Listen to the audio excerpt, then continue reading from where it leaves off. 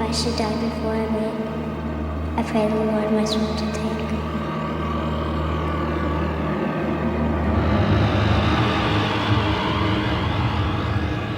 This simple children's prayer brings comfort to millions of children every day. However, at the time of its inception, in the 12th century, these words were uttered by adults and children alike. To the people of this era, it had a very profound meaning and one single purpose: to ward off one of the most insidious and evil creatures ever known to man. A creature driven by desire and lust. A creature of the damned. The vampire.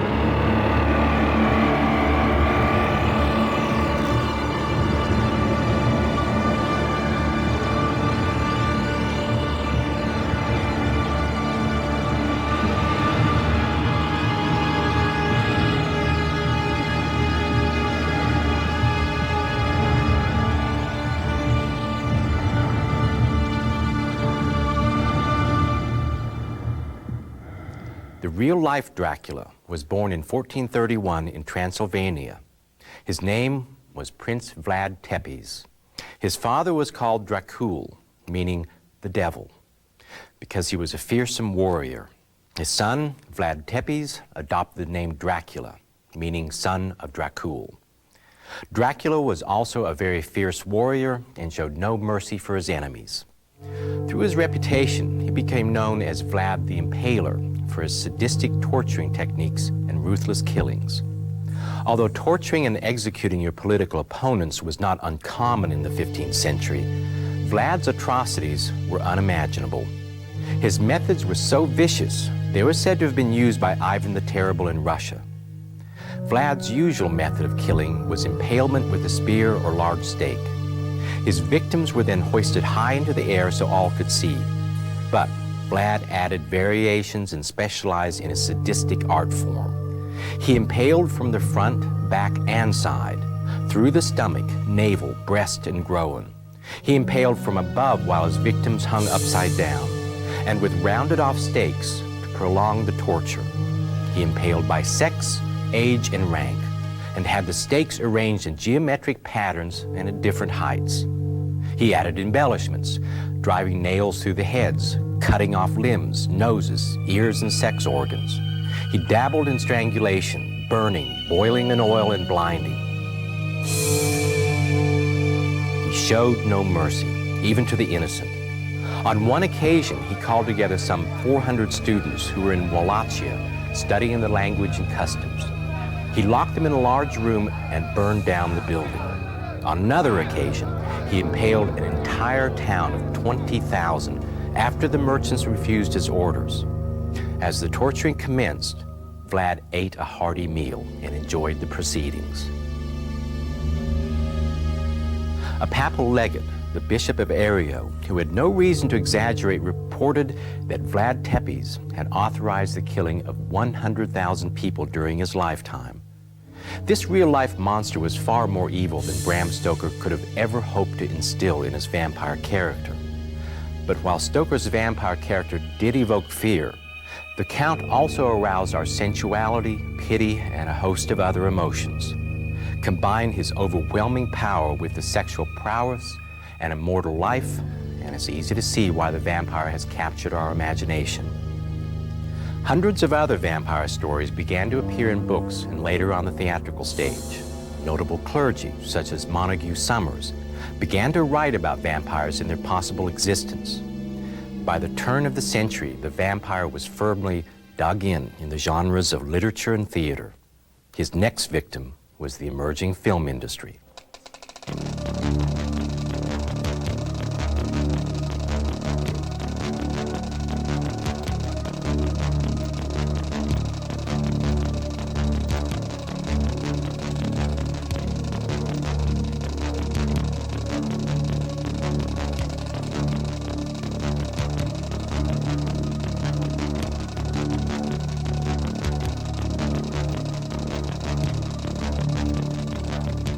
The first vampire movie was titled Nosferatu. This silent classic featured Max Schreck as the gruesome vampire and was directed by F.W. Murnau. The film incorporates many of the characteristics of the folkloric vampire: the monstrous appearance, the long fingernails, and the unsophisticated manner. To this day, Nosferatu stands as a unique precursor to the entertainment industry's love affair with the vampire.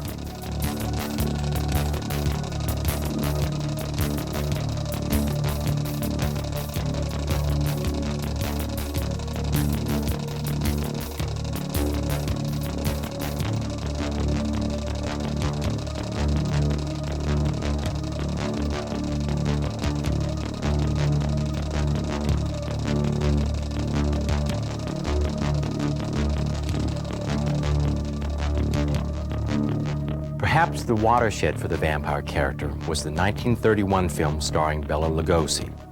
Based on Bram Stoker's Dracula, the film gave mass audiences a visual basis for the character of Count Dracula. The role made Lugosi world famous, and the nuances and characteristics he brought to Dracula are ones that will last forever. The film was extremely successful, and over the years has opened the door for numerous other vampire films.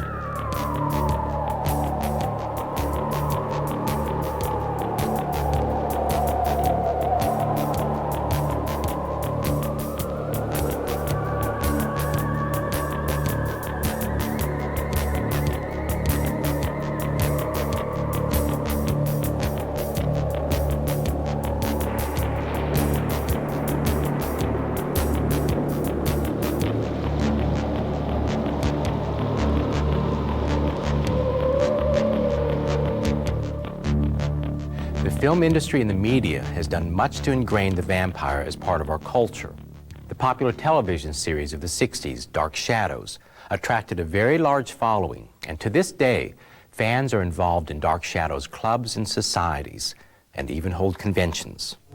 The popularity of the program's vampire character, Barnabas Collins, has grown immensely, even though the program is only shown sporadically. But all this changed in 1990 when NBC resurrected Dark Shadows with new actors in the familiar character roles. Once again, the vampire had risen to rekindle its love affair with television audiences. Another very popular vampire series was The Night Stalker. Set in a modern-day American city, Detective Kolchak had to convince his peers of the vampire's existence. The detective would do anything to get proof of the vampire's existence, and this led to some dangerous, if not almost humorous, predicaments. Since the 1970s, there have been numerous television movies about vampires. Television has become one of the greatest perpetuators of the vampire legend.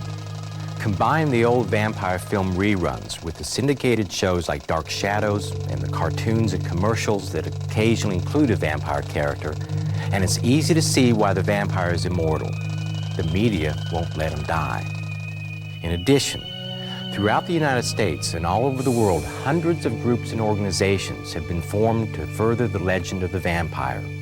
Publications like the Journal of Vampirology, Vampire Quarterly, Vampire Information Exchange Newsletter, the Vampire Papers, Nightwing, the World of Dark Shadows, the Count Dracula Newsletter, and the list goes on and on. Many of these publications are put out by organizations that gather on a regular basis to exchange vampire facts and network with other vampires or vampire enthusiasts. Organizations like Order of the Vampire, the Count Dracula Society, the Vampire Society, Transfusion, and the Bram Stoker Club. These are just a few of the organizations and publications that continue to immortalize the vampire. Their existence, along with the media's love affair with the vampire, is proof enough to show that the vampire has become a symbolic part of our culture. And as we have grown and developed as a society, so has the vampire. No longer is the Lugosi character the vampire we expect to see. Today, he might be a young journalist as portrayed in Anne Rice's Interview with a Vampire, or a hip female clubgoer as in the film The Hunger. In the 1990s, the vampire's power, sexuality, and immortality has become an appealing lure to audiences everywhere, especially young audiences. Literary scholar James Twitchell says the vampire's popularity exists because it represents the most complete condensation of the problems and resolutions of pre-adolescence. When teenagers enter this stage of development, they must deal with first-time feelings of sexual energy and hostility, products of normal hormonal activity. This is especially true for male adolescents. They find the vampire fascinating because the vampire is usually an unwilling victim of a bodily change he cannot control, a change that brings on frightening new desires and cravings, a change that sets him apart and makes him an outsider. This makes it easy for the adolescent to identify with the vampire, since he too is in the grips of bodily changes beyond his control. The vampire's appeal to young and old is the promise of a new life, a life that has meaning, purpose, and everlasting qualities. Anne Rice's vampire character Lestat describes his born-again experience.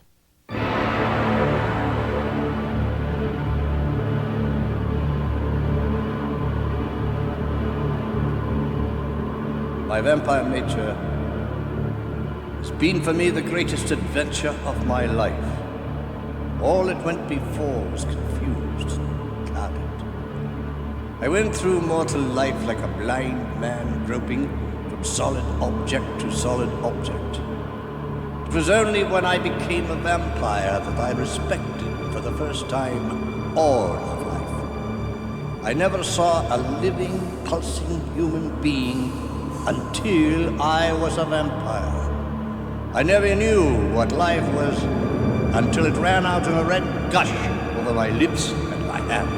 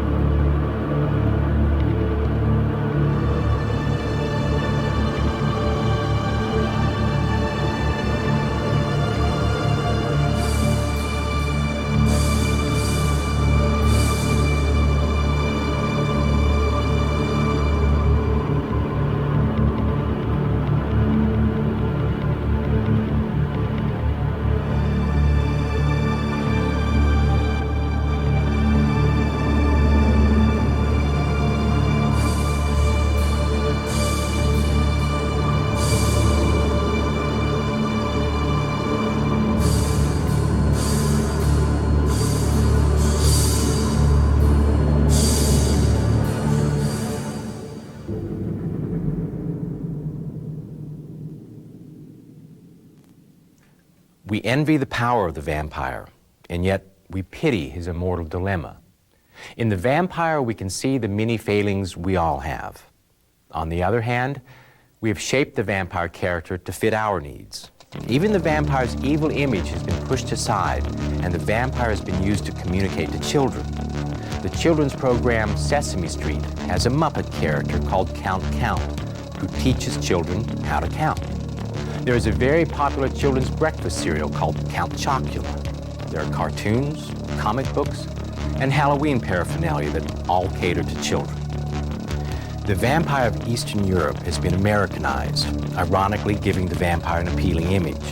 He fits neatly into the free enterprise system, and in today's culture, he even has a humorous side. From the entertainment media to classic literature to the folklore of the 17th century, for some, the vampire exists in fantasy, and for others, in fact. As we have seen, some of these real vampires are harmless, keeping mostly to themselves. However, others in this category reveal a dark side. For these vampires, the fantasy takes on a life of its own. It is very real, and in some cases, very dangerous. For many of these self-proclaimed vampires, there is a severe sadomasochistic tendency. Others find blood sexually stimulating to the point of mental instability, and many times seriously harm their donors, even kill them. Admittedly, these are rare instances. However, blood-drinking murders have been documented throughout history. One of the most notorious of all time was a 16th century Hungarian noblewoman, the Countess Elizabeth Bathory, who became widely known as the Blood Countess. Her family was one of the country's most prominent and powerful, but through the generations ran a wide streak of madness and a taste for decadence. The Countess was sexually active and soon discovered that she found pleasure in inflicting pain on young servant girls. One day, a servant girl bled profusely when struck by the Countess. The blood splashed onto the Countess, and when she wiped the blood off, her skin seemed softer and whiter. She believed she had discovered the secret to staying young and began to bathe and drink human blood. Before long, the Countess enlisted the help of her servants, and the beatings turned to fatal extremes. Her methods were brutal, but her favorite was the use of a long cylindrical iron cage, which was lined with metal spikes and suspended high in the air. She would place the young girls in the cage, and through holes in the side, a helper would prod a red-hot poker. The girls would flail about against the spikes and begin to bleed. Below, the Countess was showered in blood and would bathe her skin and drink the blood as it poured down from above. After killing no fewer than 650 young women, the Countess was arrested and confined until death. But these heinous acts were not confined to medieval times. The 20th century has had its fair share of blood-drinking murders. In the 1920s, the city of Hanover, Germany, was terrorized by the Hanover vampire. His name was Fritz Haarmann, and his early adolescence had been tainted with accusations of molesting children. After a brief stint in the army, Haarmann opened a butcher shop and settled into society as a good citizen. He became a police buff and informant, helping Hanover detectives with tips about the city's petty criminals. The nearby Hanover train station was crowded with homeless boys and young men in transit from job to job. Haarmann used his association with the police to roam the train station late at night and pick up young boys. He lured them along with the promise of a warm bed and food. Once in his home, Haarmann would use his large body to pin the boy down and suddenly sink his teeth into the boy's throat in a fatal bite. Haarmann would usually dismember the body and store the parts throughout his house. But perhaps the most horrifying detail of this case is what Haarmann did with the body parts. To the shock of his customers, Haarmann had ground up the body parts and made them into sausages, which he ate himself and also sold to his customers. By official count, Haarmann's deadly bite claimed 24 victims, although some thought it might be higher. There have been other vampire-like murderers, such as Englishman John Hay. Hay was executed for the murder of 9 people in the 1940s. Hay claimed to be motivated by the sole desire to drink his victims' blood. He would lure them into a storeroom where he worked, then bash them over the head or shoot them. He would plug up the wounds to halt the loss of blood and then delicately slice open an artery in the neck. He would catch the blood in a cup and drink it until he felt refreshed. Many of these vampires have been labeled clinical vampires because of the sexual pleasure most derive from seeing or drinking blood.